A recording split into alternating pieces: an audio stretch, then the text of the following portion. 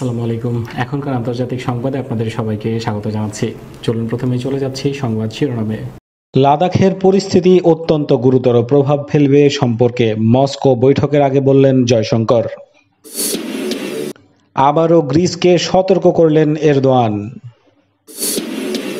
শীতেও কি থাকছে লাদাখের সেনারা, জানিয়ে দেব আজকের সংবাদে।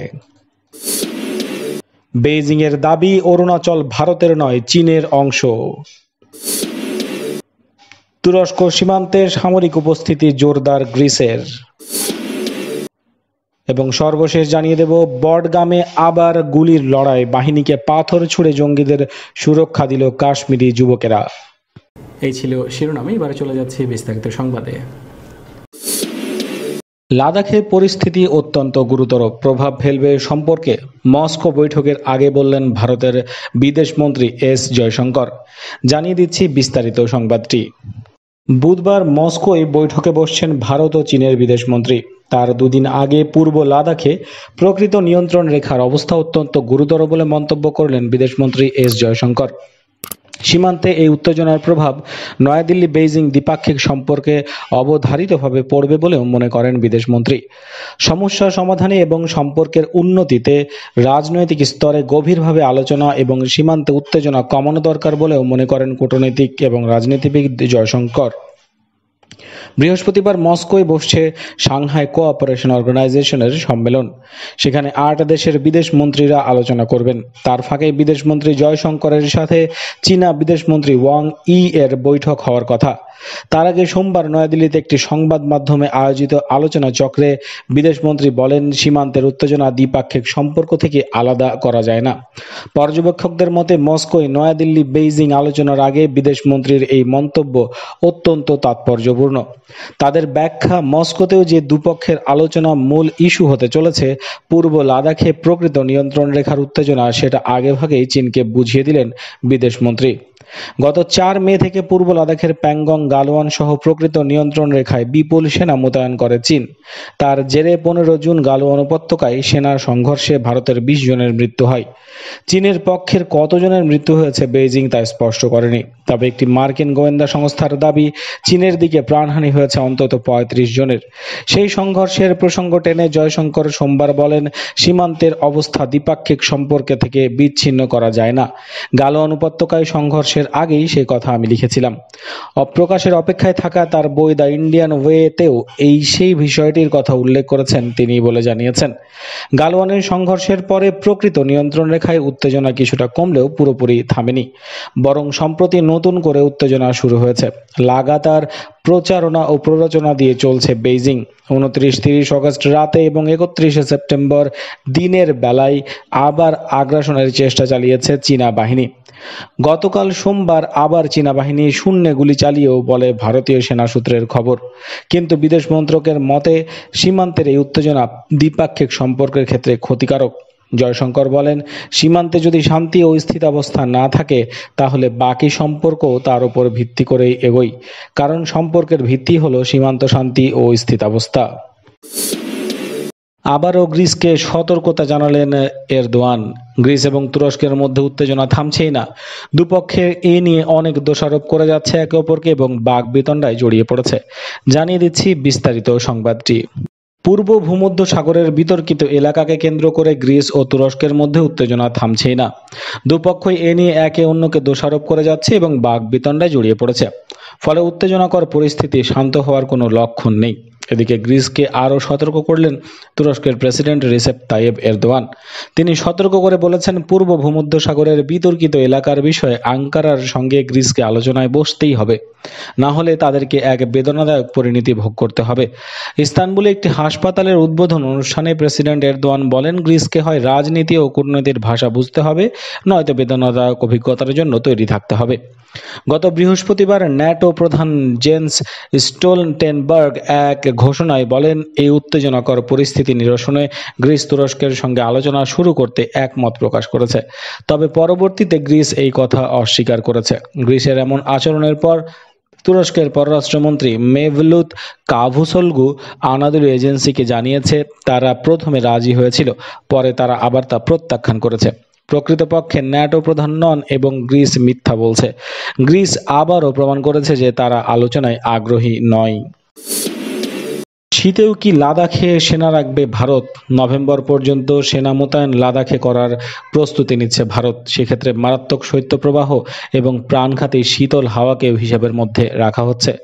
জানিয়ে দিচ্ছি বিস্তারিত সংবাদটি।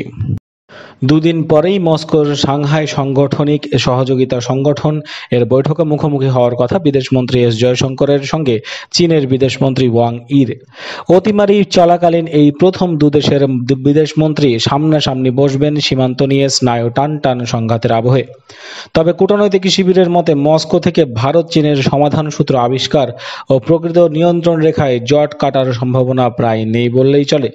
কারণ সমস্যাটি নেহাতি শীততাপ নিয়ন্ত্রিত কূটনৈতিক স্তরের নয়, সরাসরি সেনা অভিযান ও সীমান্তের ভূখণ্ডের জমি দখল সংক্রান্ত। আপাতত নভেম্বর পর্যন্ত লাদাখ সেনা মোতায়েন রাখা এবং বাড়ানোর প্রস্তুতি শুরু করেছে ভারত। সেক্ষেত্রে মারাত্মক শৈত্য ও প্রাণঘাতী শীতল হাওয়াকেও হিসাবের মধ্যে রাখা হচ্ছে বলে সরকারি সূত্রে জানানো হয়েছে। তবে আপাতত চীনের পক্ষ থেকে গত এক সপ্তাহে কূটনৈতিক স্তরে যোগাযোগ বাড়ানোর উদ্যোগ দেখা যাচ্ছে বলে দাবি করেছেন বিদেশ মন্ত্রক। রাশিয়ার নেপথ্য প্রয়াসের ফলে গত সপ্তাহে মস্কোয় কথা হয়েছে দুদেশের প্রতিরক্ষা মন্ত্রীর। গত মাসের শেষে প্যাংগং লেকের দক্ষিণে 3টি গিরিচূড়ায় আক্রমণাত্মক চীনের সেনাকে পিছু হটিয়ে ভারতীয় সেনা নিজেদের তাঁবু গাড়ায় বেইজিং কিছুটা চাপে রয়েছে বলে দাবি সাউথ ব্লকের। কিন্তু মুখ খোলেনি বেইজিং। পাশাপাশি প্রকৃত নিয়ন্ত্রণ রেখা থেকে লাল ফৌজ কমানো অথবা ভারতীয় ভূখণ্ড থেকে সেনা প্রত্যাহারের কোনো চিহ্ন এখনও দেখা যায়নি। অনেকে বলছে পিএল এর আক্রমণাত্মক ভূমিকা নভেম্বর পর্যন্ত বহাল থাকবে। আমেরিকার পক্ষ থেকে নির্বাচনের সঙ্গে বিষয়টির যোগ রয়েছে বলেও মনে করছে অনেকে। হাউ ডু মোদি এবং নমস্তে ট্রাম্প খ্যাত নরেন্দ্র মোদি ট্রাম্পের বহু বিজ্ঞাপিত সংযোগ বেইজিংয়ের ক্রমবর্ধমান উষ্ণতার কারণ। আমেরিকায় যেমন বদলে তাদের চীন নীতি বা ভারত নীতিও কোনো বদল আসেনি দেখতে চায় বেইজিং। চীনের সঙ্গে সম্ভাব্য বৈঠকটির আগে প্রকাশিত হয়েছে বিদেশমন্ত্রী এস জয়শঙ্করের বিদেশ নীতি সংক্রান্ত বই দ্য ইন্ডিয়া ওয়ে। সেখানেও চীন নিয়ে নরমে গরমে চলার ইঙ্গিত দিয়েছেন বিদেশমন্ত্রী। বেইজিংয়ের দাবি অরুণাচল ভারতের নয়, চীনের অংশ। ভারতের 5 জন নাগরিককে জোরপূর্বক ধরে নিয়ে যাওয়ার পর এই মন্তব্য করল চীন। জানিয়ে দিচ্ছি বিস্তারিত সংবাদটি। নেপাল পাকিস্তানের পর এবার চীন তাদের মানচিত্র পরিবর্তন করতে যাচ্ছে। আর স্বাভাবিক এই মানচিত্রে ভারতের দখলে থাকা অরুণাচলকে অন্তর্ভুক্ত করবে তারা। 3 দিন আগে চীনের বিরুদ্ধে 5 ভারতীয় নাগরিককে অপহরণের অভিযোগ তুলেছে ভারত। তাদের দাবি অরুণাচল প্রদেশের 5 বাসিন্দাকে ধরে নিয়ে গেছে চীনা সেনাবাহিনী। ভারতীয়দের এই অভিযোগ আমলে না নিয়ে উল্টো চীনা সরকার বলল অরুণাচল প্রদেশের অস্তিত্বকে কখনোই স্বীকৃতি দেয়নি তারা, বরং ওই এলাকাটিকে তারা নিজেদের ভূখণ্ডের অন্তর্ভুক্ত দক্ষিণ তিব্বত বলেই মেনে এসেছে। এই খবর দিয়েছে ভারতীয় সংবাদ মাধ্যম হিন্দুস্তান টাইমস এবং আনন্দবাজার। চীনা বাহিনীর হাতে সম্প্রতি অরুণাচলের যুবকের অপহৃত হওয়ার খবরে পিএল এর সঙ্গে যোগাযোগেরও চেষ্টা করেছে ভারত। এটা নিয়ে সোমবার বেইজিং এর প্রশ্নের মুখোমুখি হন চীনা পররাষ্ট্র মন্ত্রণালয়ের মুখপাত্র ঝাও লিজিয়ান। ভারতের কাছে থেকে কোনো বার্তা পাওয়ার খবর জানে না বলেছেন তিনি। ওই এলাকায় 5 ভারতীয় নিখোঁজ হওয়ার নিয়ে চীনা বাহিনীর কাছে কি বার্তা এসেছে সে ব্যাপারে আমাদের কাছে কোনো তথ্য নেই। তুরস্ক সীমান্তে সামরিক উপস্থিতি জোরদার গ্রিসের। মূলত তুরস্ক থেকে ইউরোপমুখী অভিবাসীদের ঢল ঠেকাতে এই পদক্ষেপ নেওয়া হয়েছে বলে জানানো হয়েছে গ্রিসের তরফ থেকে। জানিয়ে দিচ্ছি বিস্তারিত সংবাদটি। আঙ্কারার সঙ্গে উত্তেজনার মধ্যেই তুরস্ক সীমান্তে সামরিক উপস্থিতি জোরদার করেছে গ্রিস। মূলত তুরস্ক থেকে ইউরোপমুখী অভিবাসীদের ঢল ঠেকাতে এই পদক্ষেপ নেওয়া হয়েছে বলে জানা গেছে। কেননা বিদ্যমান পরিস্থিতিতে আঙ্কারা ইউরোপমুখী অভিবাসীদের ঢল না থামালে পরিস্থিতি সামাল দেওয়া কঠিন হয়ে পড়বে। রবিবার গ্রিসের অভিবাসন প্রতিমন্ত্রী জার্গোস কাউমাউসাকোস প্রকাশ্যেই তার দেশের প্রত্যাশা অনুযায়ী তুরস্কের উপর ইউরোপীয় ইউনিয়নের নিষেধাজ্ঞা নিয়ে সংশয় প্রকাশ করেছে এথেন্স। জার্গোস কাউমাউসাকোস বলেছেন, ইউরোপীয় ইউনিয়নের নিষেধাজ্ঞা এড়াতে তুরস্ক চাপ প্রয়োগের কৌশল হিসেবে অভিবাসীদের ব্যবহার করতে পারে।